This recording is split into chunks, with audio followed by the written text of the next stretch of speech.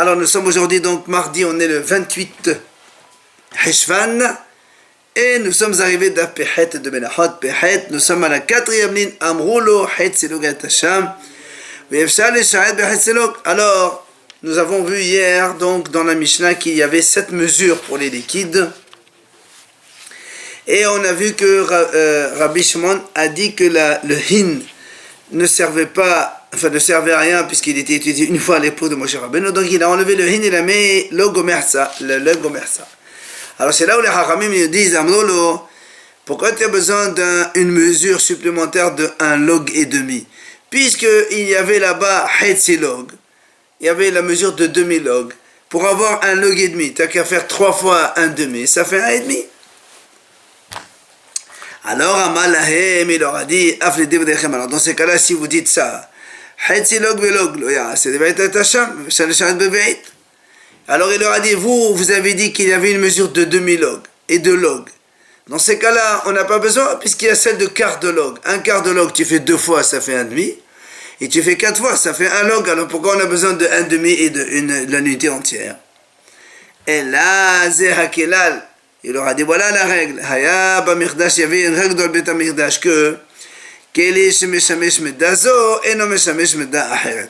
c'est-à-dire une mesure qui servait pour une mesure, elle ne peut pas servir pour une autre. Ça veut dire pour Revi'it, on ne peut pas faire autre chose que Revi'it.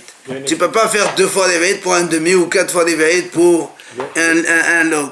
Chacun servait pour sa mesure. Il y a une explication scientifique. Pourquoi il est plus important de faire une mesure de 1 plutôt que 4 mesures d'un quart, parce qu'il y a 4 possibilités d'erreur. S'il y a une différence, il y a 4 fois l'erreur.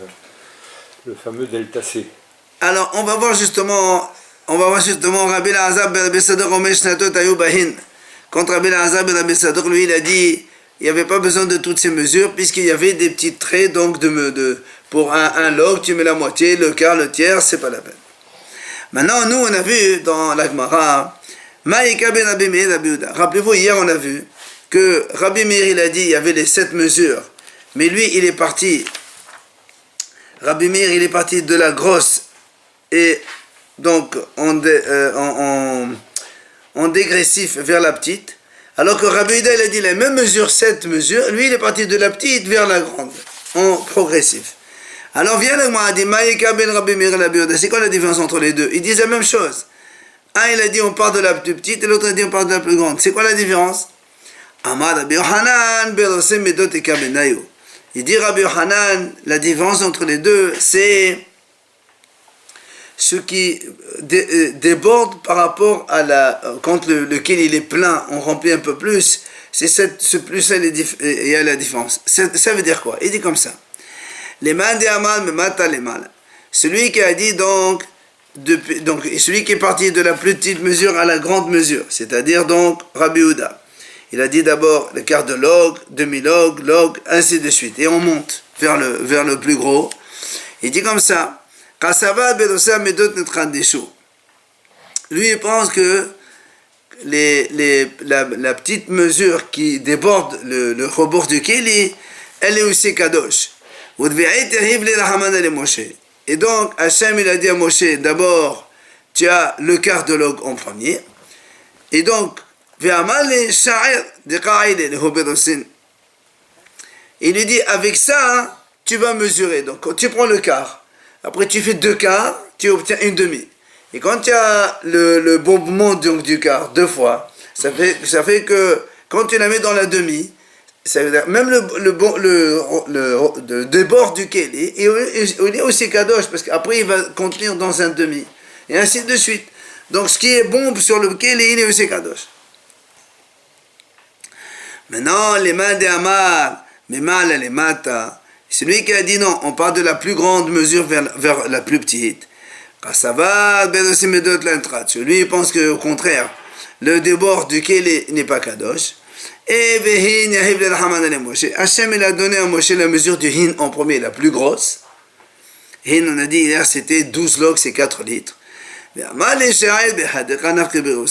Il lui a dit, après tu vas mesurer la moitié du hin, tu divises en 2, et le quart, etc. On part donc vers le bas, et dans ces cas-là, il n'y a pas de débord qui est kadosh. C'est pour ça qu'il a compté de plus gros vers le bas. Abaye Amar, il vient Abaye donner une autre réponse. Il dit, en vérité, de Kol Alma Berosea Medot Kalimeman Netrachu et Kalimeman non Netrachu. Selon tout le monde, on peut dire que ce débord de Keli, donc ce qui dépasse le rebord, il est Kadosh, ou bien tout le monde dit il n'est pas Kadosh, c'est pas un problème. C'est quoi le mahlok d'ici? Ça veut dire quoi? Il dit ici, étant donné que dans la Torah c'est marqué Meleim, alors il dit la différence entre les deux c'est quoi? Man de amal melemala lemata kasavad meleim shlo yahsad veshlo yotir. Ou man de amal memata lemala meleim shlo yahsad aval yotir. Meleim kadenabe. Il dit en fait, puisque dans la Torah, elle a dit Meleim. Meleim, ça veut dire que ça doit être plein. Alors, celui qui a dit depuis le haut vers le bas, du plus grand, il est parti vers le plus petit. Alors, quand la Torah a dit chaque keli doit être plein, c'est-à-dire que tu n'as pas le droit ni de diminuer, ni d'augmenter. Ça doit être plein, tu remplis Ara. Mais celui qui dit on va donc depuis le bas vers le haut, il n'y aura pas le bombé là, hein, non. quand on descend. Non, mais quand on va du bas vers le haut, ça veut dire que tu n'as pas le droit de diminuer, mais tu peux augmenter en plus, justement, parce que comme tu as ce bonbon-là, tu peux faire un peu plus. Ça veut dire que, il dit que quand la Torah dit Meleim, plein, ça veut dire que ça doit être plein. Ni tu fais plus, ni tu fais moins. Et l'autre, il dit non, moins tu n'as pas le droit de faire, mais plus tu peux faire. Pourquoi? Parce que quand tu vas du plus petit au plus grand, comme on a dit tout à l'heure, 2 fois le quart, ça ne fait pas toujours un demi, ça fait un petit peu plus que le demi. C'est ça la marche d'erreur. Alors, Amarmo, la Gemara ramène ce qu'on a dit hier. Rabbi Shimon Omer lo haya sham hin. Comme on a dit, Rabbi Shimon il a dit, il n'y avait pas la mesure de hin. Le hin, donc c'est cette fameuse grosse mesure de 4 litres, donc 12 log. Et il a dit, ça n'existe pas une mesure comme ça dans la Beth Amikdash, comme on a dit hier, parce que cette mesure, elle a servi uniquement une fois pour Moshe Rabbeinu pour oindre tous les Mishkan. Et après, on n'a plus l'utilité de ça. Alors, à quoi ça sert de faire une mesure comme ça là? C'est pour ça que l'Agmara dit Shapir Ka'am Aleho Rabbi Shimon Rabbanan. Alors, l'Agmara dit mais c'est vrai, il a raison, Rabbi Shimon. Pourquoi tu vas faire une mesure de hin? À quoi elle sert, puisque maintenant elle ne sert plus à rien? Vela Banan. Et les Hachamim, qu'est-ce qu'ils disent? Hava hin de avad Moshe le Shemen HaMeshad Dirtiv ve Shemen Zayit hin. Qu'on peut dire qu'elle a quand même le mérite d'exister et qu'il faut en parler. Pardon? Le hin. Non, le hin, justement, il a dit qu'est-ce qu'ils disent Hachamim. C'est vrai que l'argument de Rabbi Shimon, il est valable, ça sert à rien. Alors ils te disent. Ça a le mérite d'exister quand même. Oui, mais ça a existé une fois. Pourquoi tu vas en faire maintenant tout le temps? Parce que ça existe. Alors justement, c'est ce qu'il va lui dire. L'Agmara dit comme ça. Donc ils te disent Hachamim comme ça. Il y avait le hin, donc cette fameuse mesure que Moshe a fait pour l'huile d'onction. Bon. Maintenant, comme le Pasuk dit d'ailleurs, donc ça c'est la Torah dit Shemen Zayit Hin, donc tu fais Hin, cette mesure de cadet de Shemen d'huile d'olive, pour oindre l'équilibre du Mishkan. Maintenant,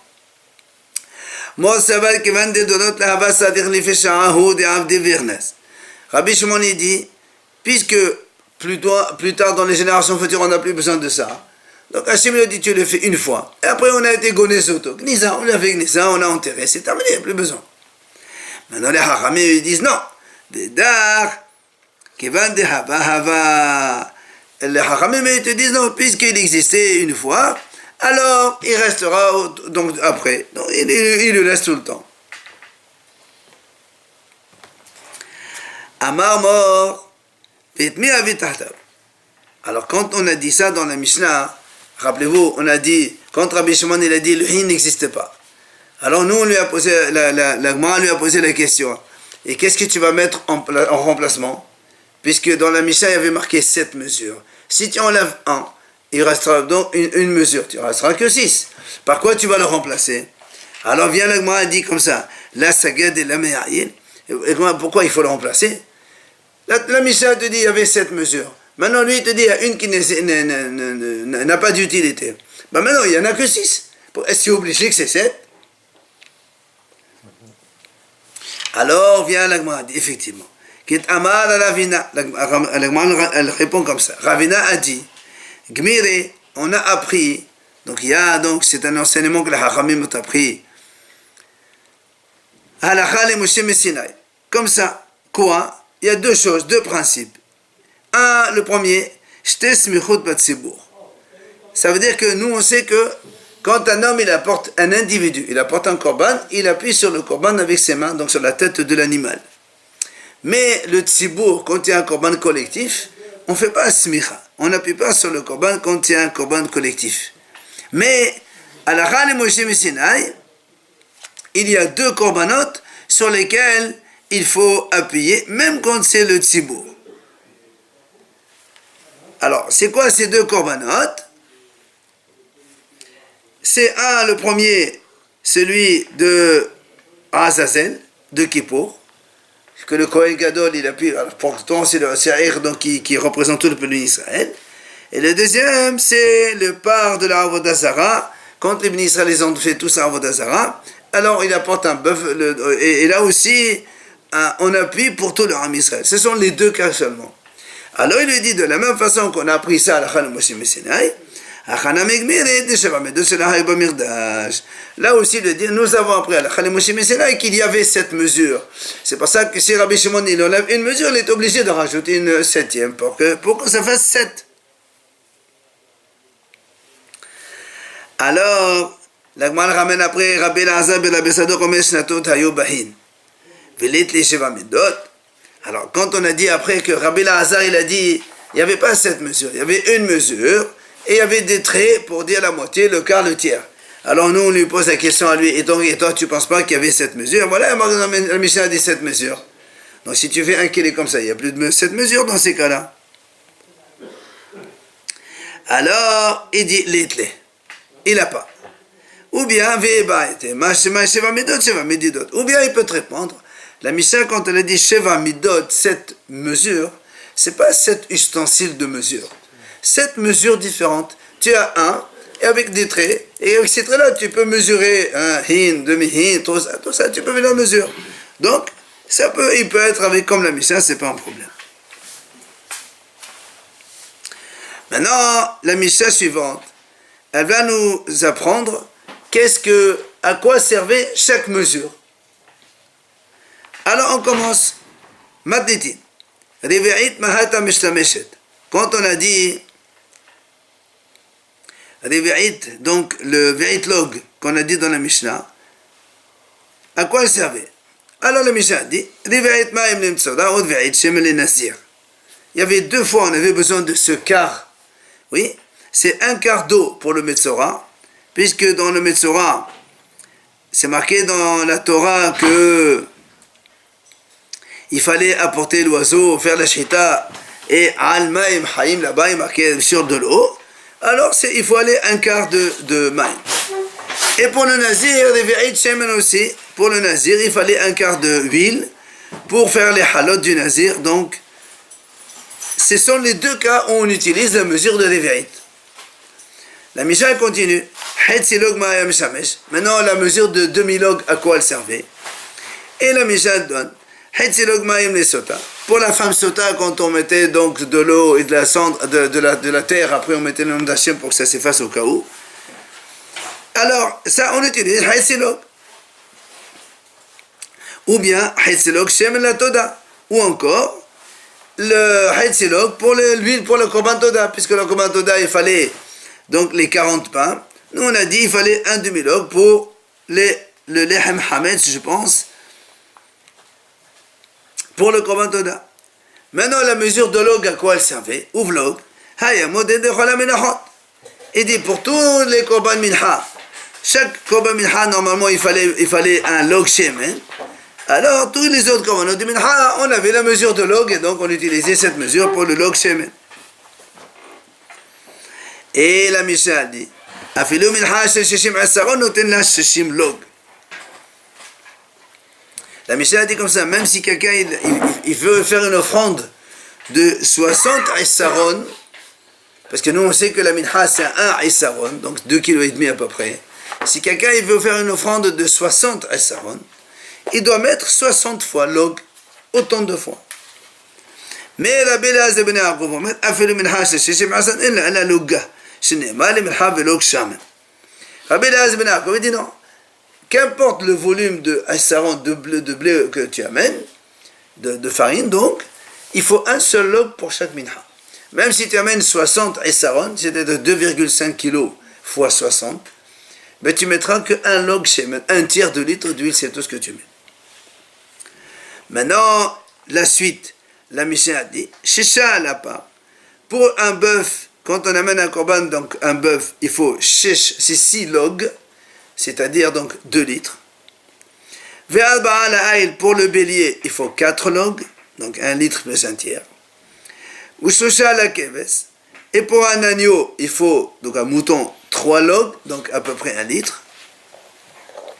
Enfin, Shlosha omer sa la menorah, pour la menorah, pour la veilleuse qu'on allumait tous les soirs, il fallait 3,5 logs d'huile d'olive. Pourquoi? Il faut, pour chaque veilleuse, il va mettre un demi-log, c'est-à-dire 1/6 de litre. À peu près donc 150 millilitres.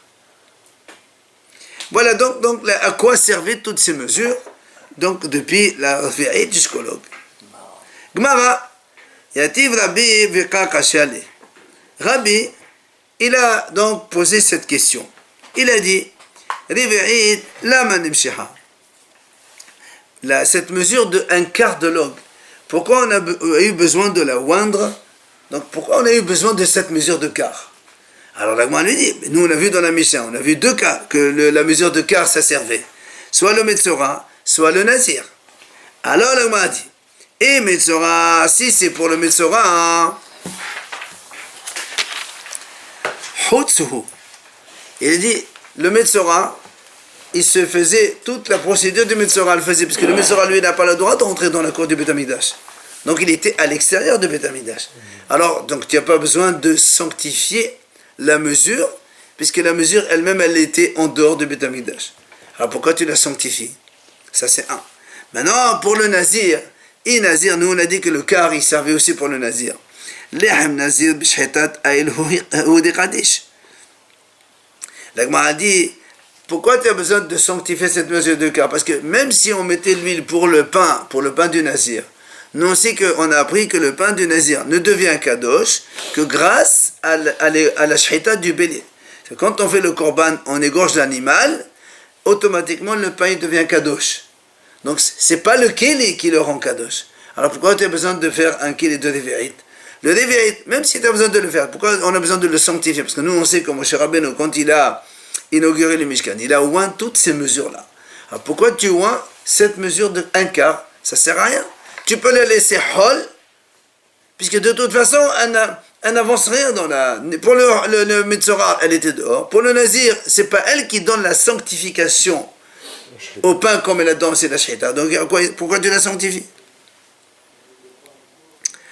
Amal et Rabbi Hiya, il lui répond Rabbi Hiya, il lui dit,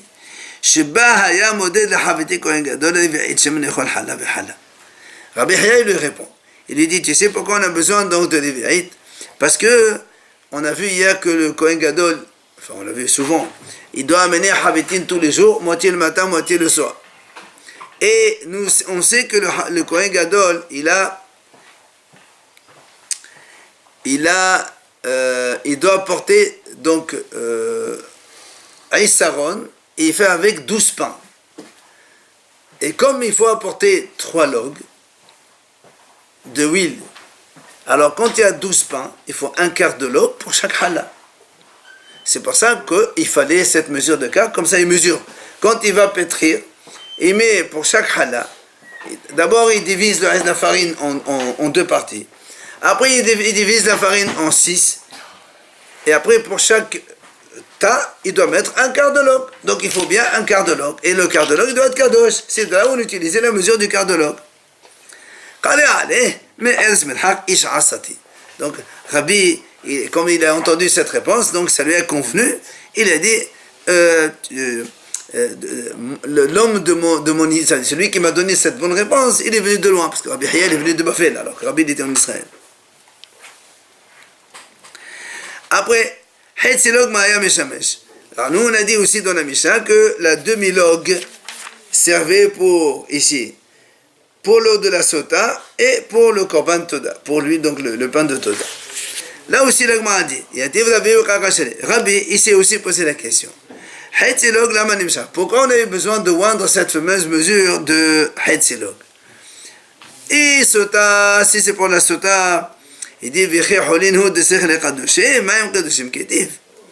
il dit, parce que quand on utilise un ustensile kadosh dans le Beit HaMikdash, c'est pour sanctifier ce qu'on met dedans. Tu mets dedans, ça devient kadosh.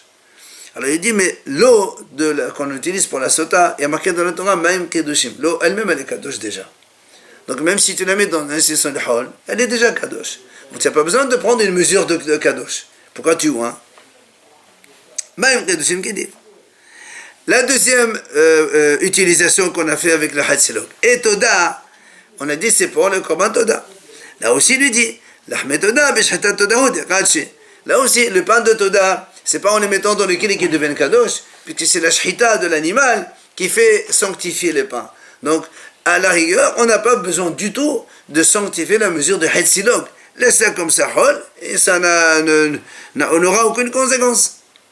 Quand vous dites on sanctifie la mesure, c'est quoi? C'est cette... Donc, Moshe Rabbeinu il fait oindre avec l'huile d'onction. Oui, oui, l'ustensile.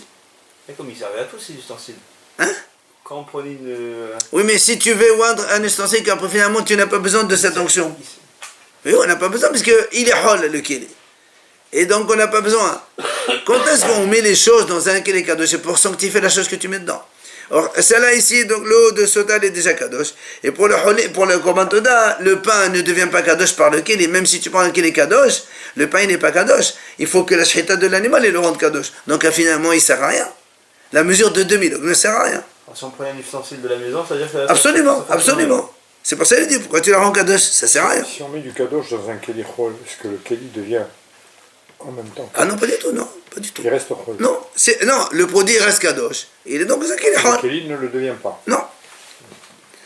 Alors, Amal et Rabbi Shimon. Il vient à Rabbi Shimon, Rabbi lui dit, voilà, j'ai une solution. Il lui dit, parce que, comme on a dit tout à l'heure, il fallait 3 logs et demi d'huile pour la menorah. Et comme dans la menorah, il y avait 7 veilleuses, 3 logs et demi par 7, ça fait un demi-log par verre. Donc, comme il fallait allumer la menorah tous les jours, donc il fallait la mesure de demi-log pour remplir, mettre de l'huile, sanctifier l'huile, et mettre dans les veilleuses pour les allumer. Voilà, c'est bon. Donc, on a l'utilité. Ama, le né d'Israël, Kachaya. Alors, il a dit, toi, tu es le veilleuse d'Israël. Il a rejeté la... Merci, Kélo, la bonne réponse que tu m'as donnée. Amar Rabbi Yohanan. Il a dit Rabbi Yohanan, Amar Rabbi, il a dit au nom de Rabbi. Ner shekavta nitchan Hashem nitchana hapetila. Il dit, si nous, on sait que quand on a allumé la menorah, toutes les veilleuses, elles restaient allumées toute la nuit. Au matin, elles s'éteignaient, sauf Ner Ma'aravi, la veilleuse centrale, elle restait allumée jusqu'au soir. 24 heures, donc toujours tout le temps allumée. Maintenant, si, imaginons, une veilleuse, elle s'est éteinte en pleine nuit. Alors il dit comme ça, Ner shekavta, une veilleuse qui s'éteint, comme la pétila, la mèche, elle est devenue donc noire, parce qu'elle s'est allumée un petit peu, il faut changer la mèche, mais il faut changer aussi l'huile. Il faut vider cette huile-là et remettre une autre. Alors la moi dit que ça, c'est comment il fait? Mettez-va. Et donc il nettoie la veilleuse, il remet de l'huile. Il la rallume de nouveau. Donc si le Kohen voit que la menorah s'est éteinte en plein milieu de nuit, il rallume la veilleuse qui est éteinte. Maintenant, il y a Rabbi Zerka et Rabbi Zerka, il s'est posé la question. Il a dit que on noten Bashem Kamida Rishona ou Moshe Hasra.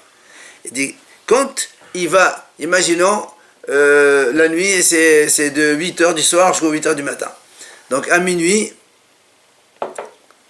8h, 14h, donc non, on va dire 8h jusqu'à, ça va se minuit, 6h du soir jusqu'à 6h du matin. Donc Hatzot, minuit, c'est Hatzot. Donc lui, il a mis Hetzilog, donc il a rempli les veilleuses. À minuit, ça s'éteint. Donc il y a une demi-volume d'huile qui a consumé. Il reste une demi. Alors Rabbi Zerka a dit, attends, mais quand maintenant tu vas remplir, est-ce que tu remplis qu'une demi, ou est-ce que tu remplis encore la même mesure d'habitude? Amar Rabbi Yirmiyah, il dit non, il est évident, Rabbi Yirmiyah lui répond, qu'il faut remettre Hetzilog, le volume initial. Ça veut dire qu'elle va rallumer encore dans la matinée un peu plus. Pourquoi il dit ça? Parce que si tu dis combien elle a diminué, comment il va le savoir lui? Quand tu as une huile qui a consommé, tu ne peux pas savoir exactement combien ça a diminué. Alors combien tu vas rajouter? Alors donc on fait uniforme, tout le temps tu mets Hetzilog. Pourquoi il allume pas comme ça? Hein? Pourquoi il allume pas comme ça? Il allume pas la veilleuse sans rajouter. Quand elle s'est éteinte, elle est terminée. Elle est terminée. Elle est... Alors, l'agma a dit, elle dit,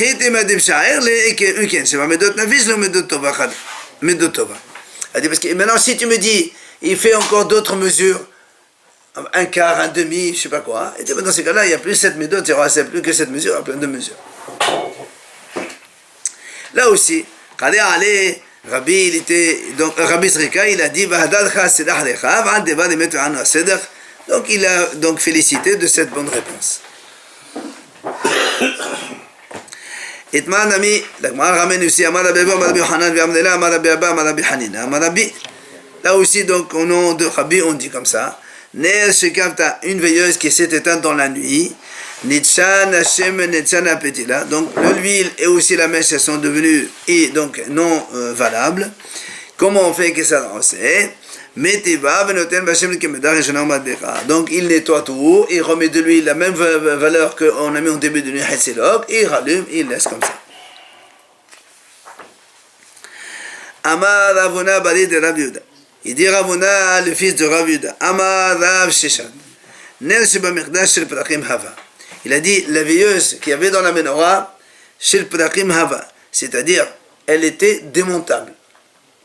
Donc la veilleuse, on pouvait la démonter. Alors, Kasava, qui dit, il dit, pourtant, la Gemara dit, il y a marqué dans la Torah, Mirsha, c'est-à-dire la menorah doit être d'un bloc.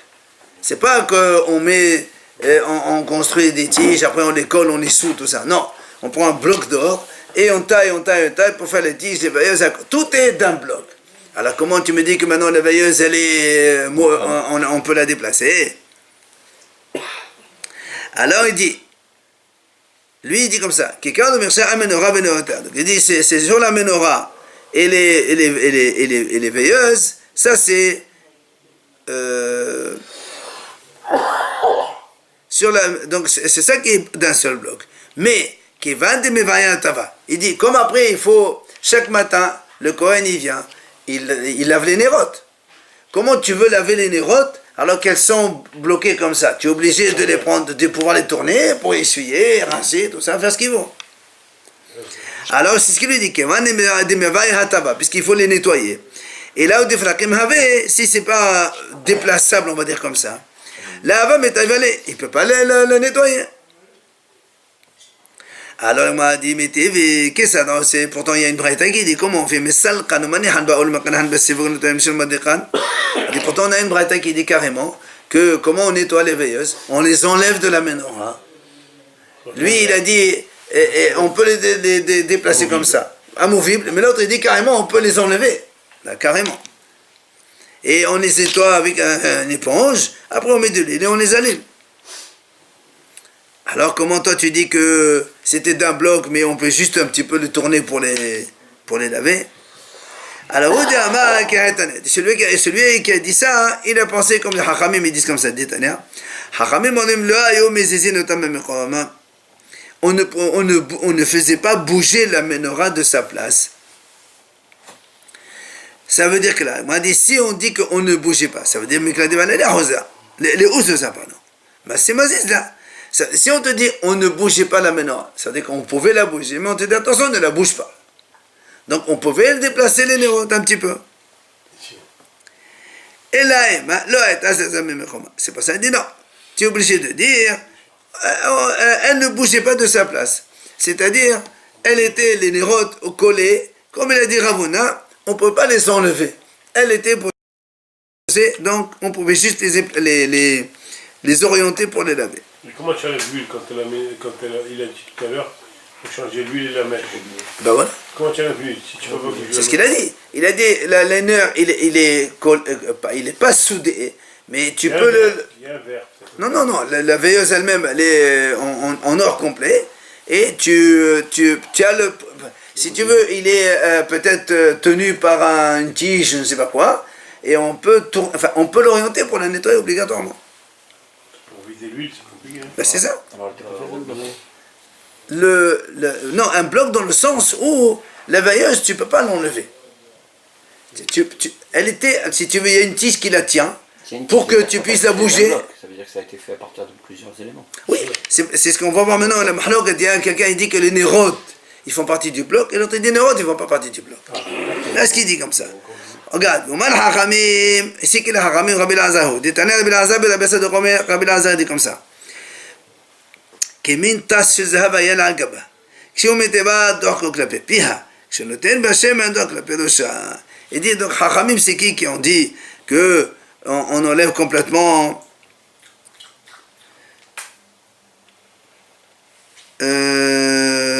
non, celui qui a dit qu'on ne pouvait pas donc enlever la veilleuse de la menorah. Il dit parce que c'est Rabbi Lazar. Qu'est-ce qu'il a dit Rabbi Lazar? Il dit en fait, sur la veilleuse il y avait une sorte de couvercle.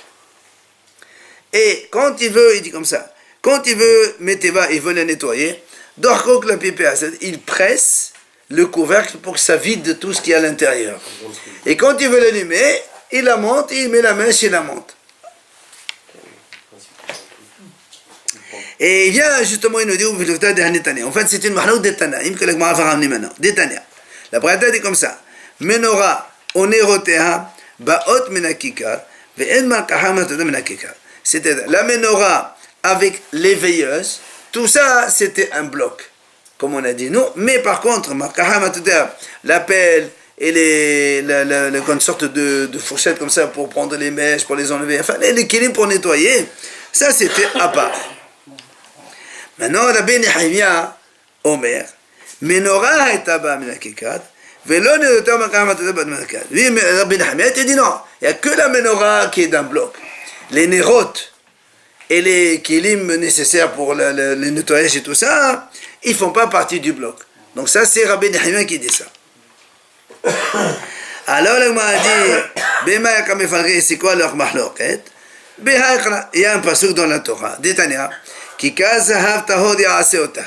La Torah dit comme ça, Kikar zahav tahor, donc un kikar, zahav tahor, donc or pur, il la fera, en parlant de la menorah bien sûr. Et l'Agma a dit comme ça, la madnou, la menorah sheba menek kikar. Donc la menorah, elle vient d'un point qui s'appelle kikar. Maintenant, l'Agma a dit, est-ce que les nérotes, ils sont inclus dedans, les veilleuses, oui ou non? Et kol hakelim ha'eli. L'Agma cite le pasuk qui dit, et kol hakelim ha'eli. C'est-à-dire même les nérotes aussi. Ah, l'Agma dit, ici tu me dis les kilim, les ustensiles, yachol she'ani mabit maraf malkahai ou martotea. Est-ce qu'on va inclure aussi donc les malkahim, donc les pinces et tout ce qu'il faut, les pelles pour nettoyer tout ça? Il dit non. Ota, tamoudomat, ota. Il y a marqué ota, seulement elle. Donc la menorah et les nérotes, ils font partie du bloc, le reste non. Rabbi Nehemia. Et donc ce sont les paroles de Rabbi Nehemia. Alors viens-moi à dire, attends, je ne comprends pas. Kasha de Rabbi Nehemia. Tout à l'heure, Rabbi Nehemia lui-même, il a dit... La menorah, elle était dans le kikar et pas les nérotes. Et maintenant, Rabbi Nehemia, il dit non, la menorah, les nérotes, ils font partie du kikar, mais pas le reste des éléments. Alors, l'Agma répond, Tretana, Eva, le bas de Rabbi Nehemia. Effectivement, il dit, c'est deux Tanaïm, chacun il a entendu de Rabbi Nehemia une autre version. Alors, vient Rabbi Yoshua ben Omer, il dit, menorah ba'a min kikar. Lui, Rabbi Yoshua ben Kolha, il dit la même chose, que la menorah elle-même, elle fait partie du bloc de Zahab, de Kikar, mais les veilleuses et les malkahaya, martotea, donc les pelles et les tenailles, tout ça, et les pinces, ils ne font pas partie donc du bloc. Alors, le m'a dit pourtant, il dit pourtant, dans le pasuk, il dit, Même tous ces ustensiles aussi, tu les feras en or. C'est quoi les autres ustensiles? Il y a la menorah. Il y a d'un côté la menorah, donc le bloc. Et de l'autre côté, il y a les nerot, les malkahim hatoter. Toi, tu me dis, il n'y a que la menorah seulement, elle était en or. Et qu'est-ce que tu veux avec le passouk qui dit, tous ces ustensiles aussi, ils étaient en or, d'un bloc? Alors, il a dit non. Shehayu kelim shel zahav. Il lui dit non. Là-bas, c'est pour te dire que ces kelim, ils étaient en or. Pas qu'ils faisaient partie du bloc de la menorah, du kikar. Alors, l'agma a dit non. Tu peux pas me dire ça. Pourquoi? Zahav, behediaktiv bo. Be'asit atanotea shiva. Be'ailat nenotea. Ve'ila ledopanea makahamatea zahav taho. L'agma a dit, mais si tu me dis que ça devait être de l'or, je n'ai pas besoin, puisqu'il y a un passouk qui le dit clairement. Il dit comme ça, tu feras les veilleuses au nombre de 7, et tu les monteras sur les veilleuses. Ils vont donc allumer, et les tenailles, les pinces et les pelles et tout ça. Zahav tahor. Il y a marqué clairement dans la Torah que c'est de l'or pur. Toi, tu me dis non, c'est pour t'apprendre que c'était de l'or. J'ai pas besoin de toi, je le savais, ça c'est marqué dans la Torah. L'agma a dit, lo nislacha ela lefi nerot. L'agma a dit, en fait, c'est pour te dire que même les veilleuses elles-mêmes, on les faisait en or. Pourquoi? Il dit,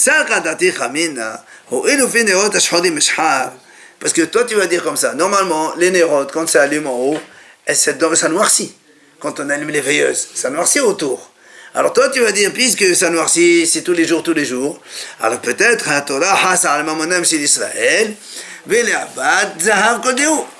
toi tu vas dire, bien, la Torah peut-être elle peut nous dire, puisque la Torah on sait qu'elle fait attention au bien d'Israël, à l'argent d'Israël, alors peut-être que la Torah va te dire, puisque cette veilleuse va noircir tous les jours, alors il ne faut pas mettre de l'or pur, mais de l'or simple, comme ça. On est d'accord. Non. On est d'accord que c'est de l'or. Et non, justement, on est en train de dire, qu'est-ce que tu viens nous apprendre? Tu dis, toi, au début, on nous a dit, seulement la menorah, elle est dans le kikar. Il a dit, il a dit, c'est pour te dire, ça c'est en or. Il dit, mais ça c'est de l'or, je le savais, et c'est marqué dans la Torah. Il dit, non, tu sais quoi, c'est pour t'apprendre que même la veilleuse elle-même, là où on allumait, c'était de l'or. Peut-être qu'ils ont fait des verres en or, ce flambeau. Justement, il est en train de lui dire, ce qu'il lui est en train de lui dire, nous on aurait pu penser que comme les veilleuses, elles brûlent et ça noircit, peut-être que nous on sait que la Torah, elle fait attention à l'argent d'Israël. Alors la Torah va nous dire, pour la menorah, tu l'as fait de l'or pur, zahav tahor. Mais les petits veilleuses, fais-les de l'or mélangé, je sais pas moi, comme ça on perd pas d'argent pour rien. Et tu dis non, c'est pour ça que la Torah l'a dit, et même ceux-là, tu les feras de l'or pur.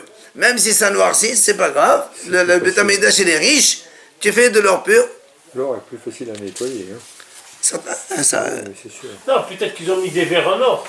mais ils sont en or. Ils ont pas de Voilà. verre. Non, mais c'est-à-dire des